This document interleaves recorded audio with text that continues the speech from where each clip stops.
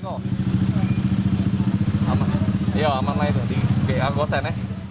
Tarif tes PCR untuk mendiagnosis COVID-19 yang sebelumnya berada di kisaran Rp900.000 baru-baru ini menuai kritik sejumlah pihak. Menanggapi hal tersebut, Presiden Republik Indonesia Joko Widodo akhirnya menginstruksikan agar tarif tes PCR dapat diturunkan menjadi di kisaran Rp450.000 hingga Rp550.000 saja.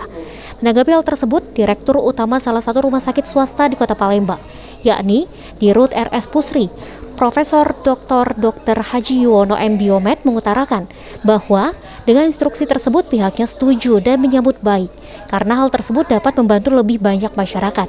Akan tetapi dirinya meminta agar pihak rumah sakit swasta juga dapat diperhatikan, terutama untuk mendapatkan akses reagensia untuk tes PCR dengan setengah harga.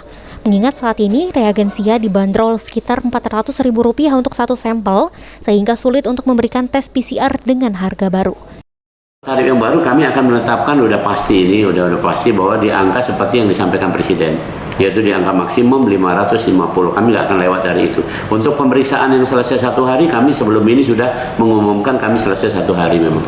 Mungkin skemanya seperti apa, Dok? Yang pemeriksaan selesai dalam satu hari itu? Skemanya jadi begini, kami atur supaya sampel masuk sebelum jam 11 pagi. Sebelum jam 11 pagi. Jadi kalau kami pakai ini ya, plate namanya, pakai tempat pemeriksaan gitu.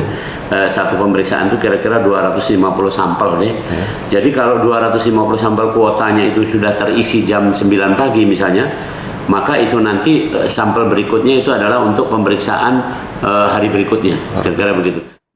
Dirinya menambahkan, sementara untuk publikasi hasil tes PCR yang diminta Presiden agar dapat dilakukan dalam waktu 1 kali 24 jam, dirinya setuju.